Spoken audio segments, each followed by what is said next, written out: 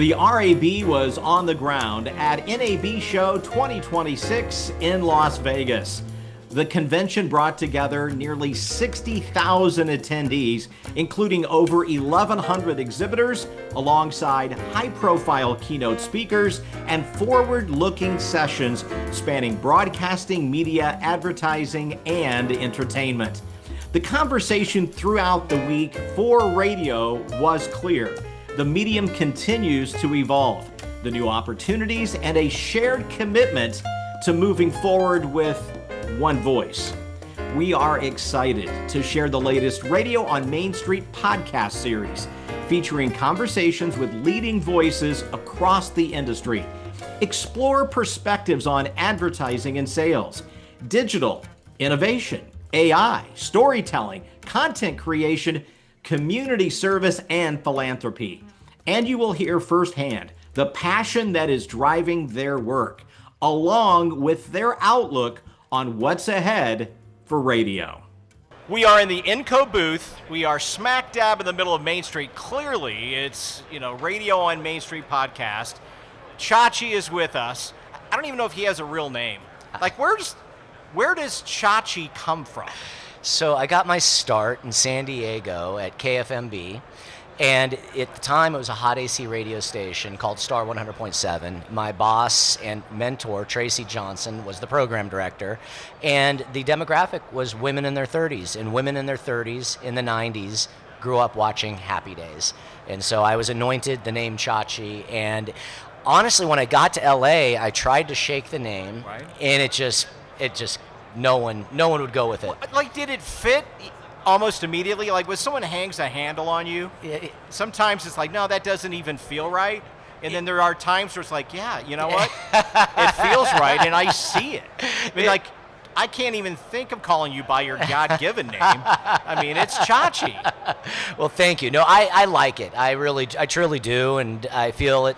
It's one of the things I like about this business. I went last night to have dinner with a friend, and I go to check in at the front desk, and they didn't have my friend's name, and I'm like, oh, because I was using his on-air name, and I had to check in on his real name, and I find that kind of fun and just quirky about this business, All right, well, let's talk about this business, Benztown. What is it? What could it be? And where's this industry going? Sure. Softball questions for you. Well, thank you. And I appreciate the softball questions. Thank you, Mike. It's a radio and imaging production company. Our heart is really radio libraries. That's where we started. Our partners in Germany, Andy and Ollie, are composers and producers, and they started with a handful of libraries. And so when we first met, back to Tracy Johnson, by the way, that's who introduced us, they were looking to grow their business here in the States, and we hit it off right away. And so I started to make some introductions to people here. And then I had worked for Clear Channel at the time, and I was part of the layoffs in 2009. And that was a catalyst to be able to really dive into this on a full-time basis. And then at that juncture, we saw that things were changing, and we saw some abilities to be able to expand into custom imaging, into voiceover services, and then eventually commercial production. And so now we provide one or several of those services to about 3,500 stations here in the U.S., and then also internationally as well. We also do some syndication with shows like Sunday Night Slow Jams, Rick Morton.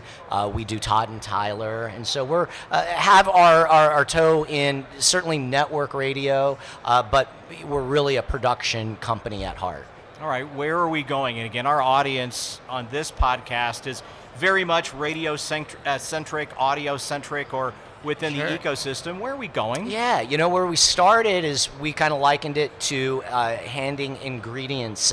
We like the analogy of a restaurant. Last night I got to get some fantastic sushi, as I mentioned, at Nobu. So we started as like delivering the ingredients to those amazing chefs. And then as time has evolved and things have changed, we have realized that a lot of the groups or a lot of the stations are looking for people to also be the chef for them and make more of a ready-made meal, if you will. Not unlike the fashion industry when we first, before our time, but you would actually, many people, well, Mike McVeigh and Chris Forgy are different, but they actually go to tailors, but most of us go and get off the shelf, ready to wear.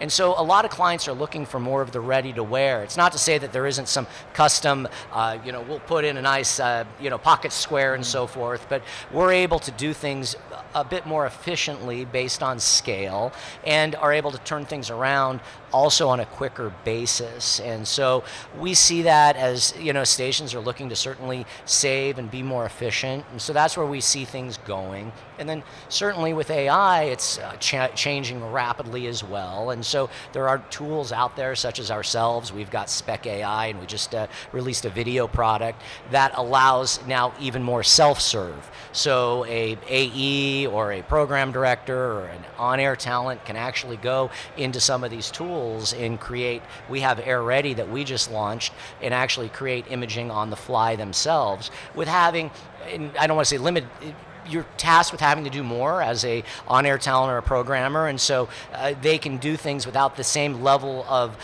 intensity that would require a DAW and having to spend an hour creating a promo. They can make it within a couple minutes now. As our audience is very much focused in the radio audio space and can understand the next question I'm about to ask you, but take us into a development meeting inside the Benztown team.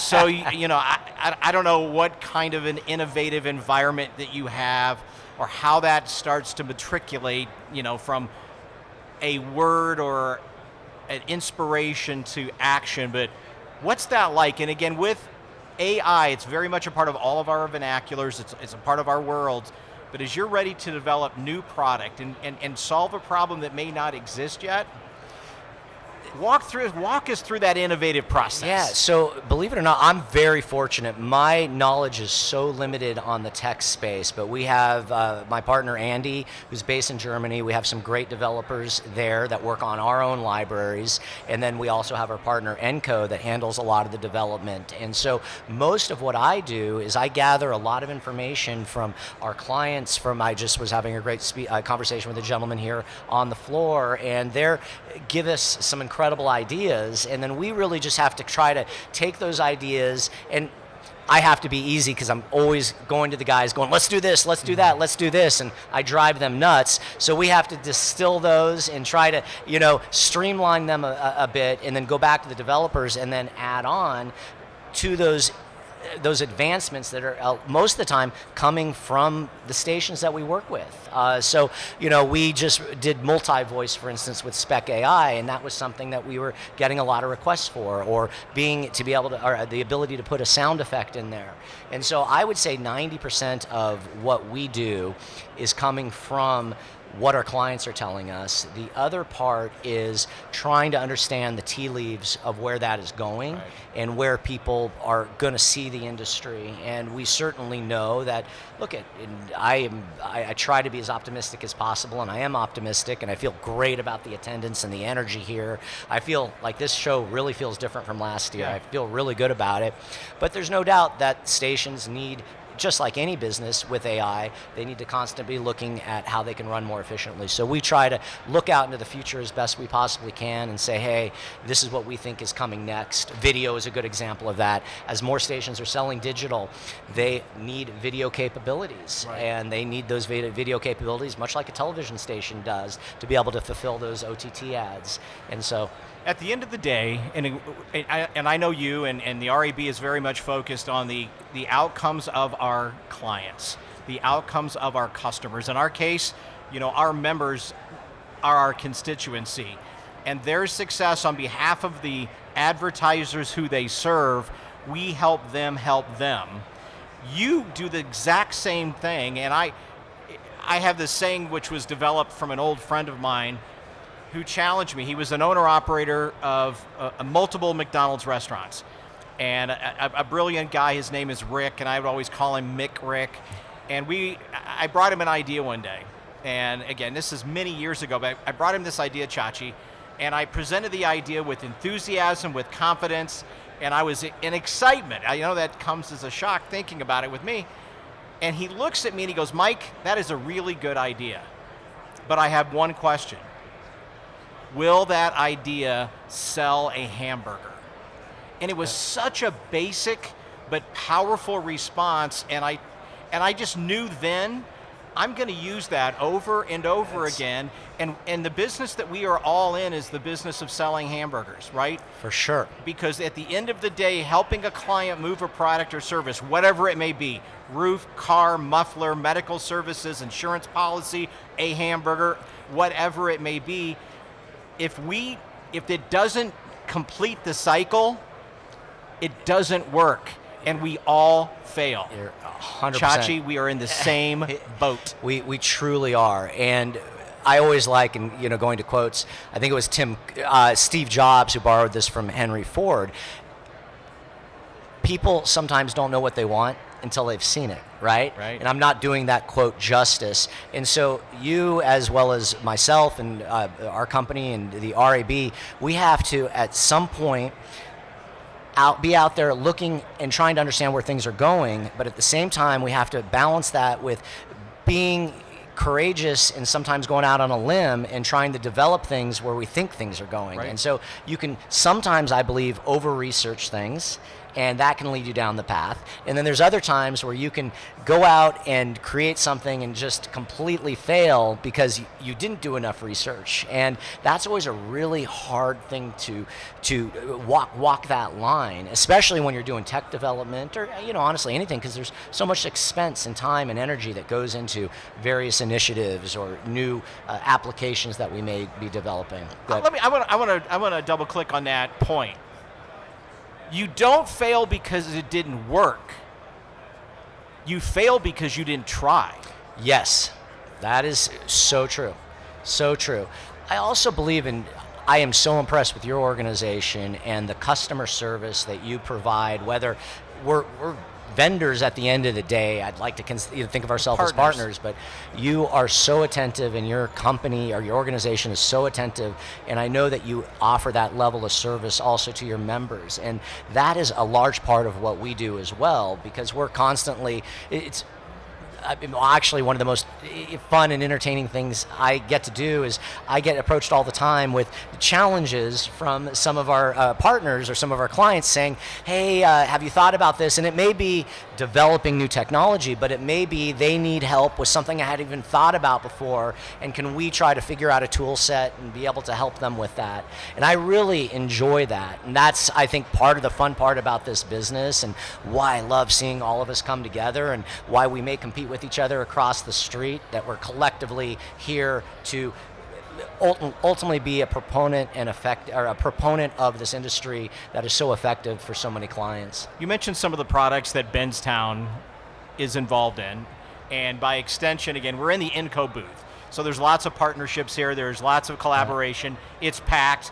You bring in A-list guests, and then and then you switch chairs, and then you talk to me. But we're going to do something in this podcast in a minute, because this is an RAB podcast. When the video pulls out, you'll see the RAB slide up on the screen, and it's the audio leader. This is radio, and it's something that we've spent a lot of time on for the industry, with the industry, but it's how we're defined today, right? In the old days, and I use the example, it was microphone into transmitter, transmitter into receiver. Sure. It's not, and it hasn't been for so many years. And the way radio is defined now, and I call it plus, plus, plus, but we're broadcast, we're the original influencers, we're social, we're digital, we're video, we're sales, we're sports, we're news, all of these things, plus, plus, plus, plus, equals radio. Yes. You used the V word earlier in our discussion about video. Video is audio. Yes. And it's an extension of what we are doing in the audio space. Talk about that. Oh, we're seeing it certainly in the podcast space, with YouTube becoming a gigantic discovery device for podcasting. I'm sure you saw the deal that iHeart did with Netflix, and we're seeing now several podcasts on Netflix. There's no doubt, and I'm not 100% sure if it's actually people that we'll use Netflix as the example, they'll have Netflix on in the background listening to a podcast while they're maybe cooking dinner or doing things around the house, or are they sitting down on the couch and watching that podcast? I don't know. I'm sure there's some research out there. We're going to start to see some research on there, but there's no doubt that we are seeing more and more people go to video, and just like we're doing video with this podcast, we are seeing that more and more. And there's some amazing tools now out there that several AI tools, and we have one as well, that will take your radio show and match it to video and extract it and actually make it so it's all clippable and you're able to share that on socials, which is, I think, a phenomenal and great time-saving tool as well as a discovery tool. But in terms of us being plus, that comes with great responsibility, and I have a tremendous amount of respect. We've seen it with Town Square and their Ignite platform. I know that Saga and Chris Forgy is doing something very similar. There are a lot of initiatives out there where we are becoming, and I love this, in a lot of ways, an agency and a confidant to advertisers and to clients that are out there that are just overwhelmed with all of these different places that they can spend their advertising dollars, and they look to us for that expertise. And while that is certainly a different world than what we came up in, I think that comes with a great deal of responsibility, and I am encouraged by that. And we are seeing those digital dollars become worth more, and those are actually going up in value. And I'm also very encouraged in the plus in what Xperi's doing, and I know I think you spoke to Joe D'Angelo earlier this week, and us being able to get more data, and you see these just gigantic sets of numbers. They've got, I might be getting this wrong, it's 170,000 vehicles, or how many, 7 million vehicles? There's, it's now over 10 million vehicles on the road with DTS enabled, in the back end. And that number grows all the time. And what makes, as a broadcaster, what gets me excited is it's a real-time return feed, from a data feed from the car, back to the station, and then ultimately to the advertiser to be able to demonstrate the power of the partnerships that you have with your radio stations. It's truly remarkable, and I think a game changer in a lot of ways. And I believe that video is certainly going to be a big part of what we do for, trying to bring this full circle back around, but is going to be a big part of what we're going to need to do, or we're already doing. And I think we have to be certainly experts in the digital space as well. And as we get more data and we see technology like AutoStage take off, I am so encouraged by that, because I do believe that is a component that we miss right now. We sometimes get underestimated in terms of our effectiveness and our overall reach. And you can go in, and I got to see a demo earlier this week, and you can go in and you can see the, I think where I was getting the 170,000, I believe there's 170,000 vehicles just in Los Angeles that has that. And you're seeing hundreds and hundreds of sessions happening every minute, which is incredible to see. And I say real time, and then I get my hand slapped by Joe D'Angelo and Juan. No, Mike, it's overnight. Right, it's the right. Next day. But again, it's and we spend a lot of time talking to marketers and advertisers, and we hear their frustrations as it relates to attribution and measurement, but radio has moved the ball a long way. We have moved the ball a long way down the field. We're not where we need to be, but we're not standing where we were. And that's just a component, and there will be more and more technology that moves through that way. That has so much to do with your stewardship and what the RAB does. I think it's been phenomenal, and I want to share anything we can do to help. I am a huge believer in the organization, and certainly this medium that we love. All right, we're going to do a trick here. So our friends at Inco, they're I always like, as a broadcaster, the most important people were the audience was the most important people. Yeah. The second most important people were the folks that were spinning the dials back at the radio station, right? Sure. And in this case, behind the screen, you're seeing it now. And what we did, if you look at the graphic, we just flipped it from the RAB graphic to Chachi Loves Everybody graphic. And so I'm going to ask one question, and then this podcast now becomes yours. So tag team. Tag team. I've never done this before. This is a lot of fun. So tag team. Where'd the podcast idea come from? And now it's your podcast. I am very lucky. I was having dinner 5-6 years ago, maybe a little bit longer. It was prior to the pandemic, with Gary Wall, who is a mentor. He's the owner of the Jack format. And Andy, my partner, was there as well. And Gary came up with this idea that you should do a podcast. And I was I don't know. And I ended up doing it, and I'm really glad that I did. It's just been not only a tremendous amount of fun, I really enjoy learning about the tremendous talent and executives that we have in this industry, but it's also, I think, really kind of helped raise the profile for our business and what we do on the imaging and production side. And so it's really been a win-win. My question for you, being at this show, and I think we saw AI come on the scene really 3 years ago now, if I recall. That is when I felt, being here, I'm like, wow, there's going to be this shift. Now that we're 3 years past that, how do you feel today about that, and how do you feel it's impacting the business? It's a great question. We spend a lot of time at RAB, and when I was hosting this podcast a little bit ago, I asked you a question about those innovative sessions inside your team.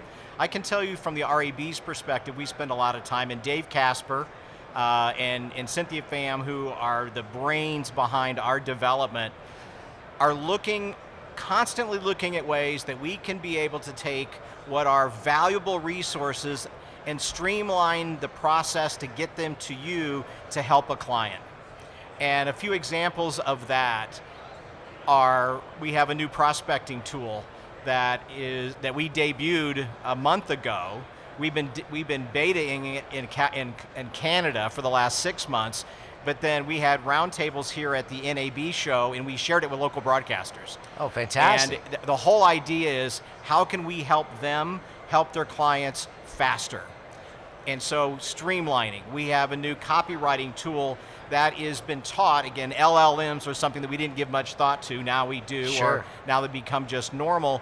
But what we did was we trained an AI on the best practices of copy and creative, as we have been gathering this information from brands and marketers and creatives.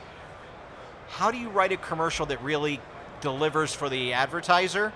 We have that information, the learnings, if you will, and we trained our AI copywriting tool called Copyright on the best practices, and that's what's available to our RAB members.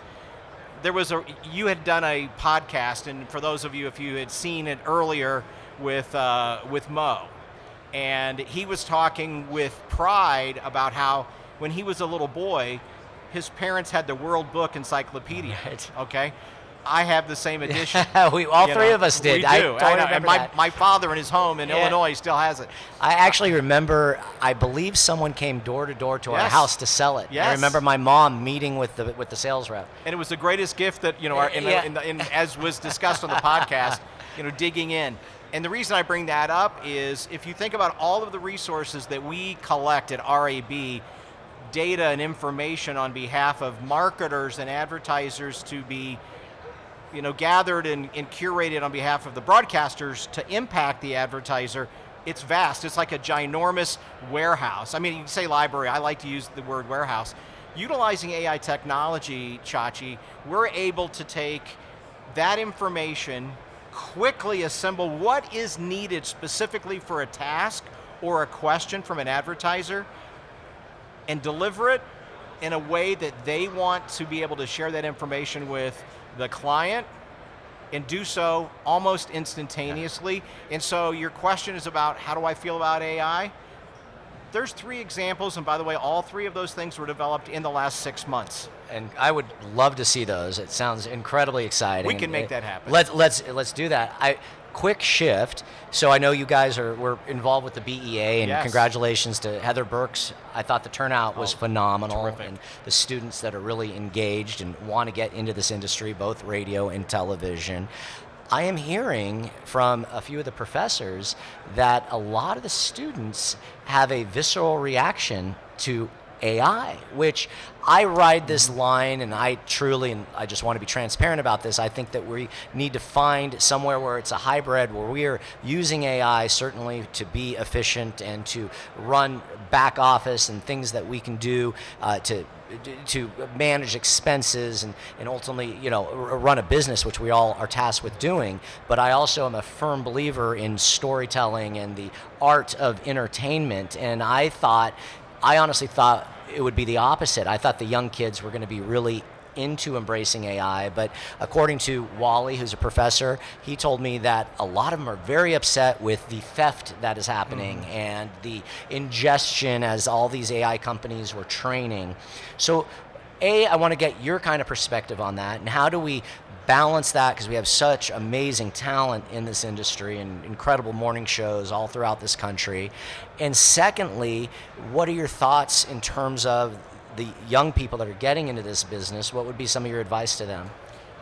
One of my advices to them is, I heard this, I have a friend of mine who says, if you've stolen from me, you've stolen twice. So I'm going to share a line that I heard earlier this year, and the line is, make your own weather. Oh. Make your own weather. And the context behind that is, today students have an opportunity, if they want to get in our business, they have an opportunity to create an audience now. They have an opportunity to create a community now. And when they talk to a broadcaster, and I'm going to keep this in the radio lane and the audio lane, but you have a young person who really wants to break into the radio business and they really want to do that, they have an opportunity right now to demonstrate how they can draw an audience, that they could curate an audience, that they can have their own community and voice and bring that to broadcast. That's a great point. It's an advantage that I didn't have, and it was an advantage that you didn't have. We had cassette tapes with our voice, our squeaky voices on them, and think about what the students of today have. Chachi, that's huge. That's a very valuable perspective. There were a lot of gatekeepers when we were coming up, and so it was very difficult to even get that opportunity to crack the mic in overnight hours. So you are right. That's a huge advantage for the students today. In terms of, again, and just kind of going back to the students and seeing their enthusiasm and the data training that's happening, I do believe, and I'm actually kind of happy from this perspective of it, that they truly do care about the art. And we saw vinyl was at, I think, biggest sales since 1983. A lot of that was due to Taylor Swift, but they actually have a real respect for the craft, which I think is nice to see personally. And where do you think that goes in terms of the future and for those students? And it goes back to your making the weather, and I understand that, but going in kind of what Mo Rocca said, really truly following your passion. Yeah, back to your first question, and we're getting a little low on time, but the human still matters. And to the young people, they see that we could venture down a path that they're uncomfortable with. And I think it's fantastic. Like, they're leaning into human. They know that what they have to offer is valuable. They don't want it stolen. They don't want it replicated. And they want to be able to have their voice, their agency around that. I think that's exciting to me. There is this, hey, what's old is new again. I have 30-year-old stepsons in their 30s. And when they discovered classic rock, they were, in high school, they were like, oh my gosh, this is fantastic. Yeah. Well, like, I had that on vinyl, and I may have had it on 8-track tape. But there was this discovery, and then there was this appreciation that came back around from it. So I'm encouraged by that. Yes, AI is part of this. Rashad Tabakawala says, back in the day when electricity was being used, people didn't advertise the fact that they used electricity in their businesses. It was just... Yes, that's such a great point. It was just a part of what happened. Right. And Rashad says, I don't think the businesses of the future are going to be talking about AI. It's just there. Yes, you're so very, very well read, but that's a phenomenal point. I want to thank you for everything you do for the industry, and certainly the RAB. I think the studies you put out, I know Pierre's involved with some of those. I know Odyssey puts a lot of those out. They were so incredibly valuable, and the effectiveness of this industry and the success that so many clients have had for so many years is a message that I think is really important to get out, and you guys do a phenomenal job with that. How do we get in front of some of these agencies and the younger people at the agencies and tell that story? Is that something that we just have got to get in front of them, human to human? How do we get to them, essentially? I don't know we ever achieve total saturation, right? But we can never stop. And there are things that the RAB has been supporting in the industry. It's not the RAB, it's all of us. we are better together. One Voice for Radio is an initiative that we've been, actively engaged in the last couple of years, and that's a part of that, telling our story as one. Everyone's got their individual stories and successes, and that's great. But audio, radio, we have such a huge story to tell because it works so well.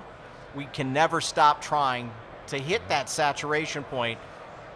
So we'll never get there, but we're never going to stop trying to get there. Thank you, man. Thanks for thank you. Thanks for And being on this was a Chachi. double. I love it. Look, we went back to the RAB logo.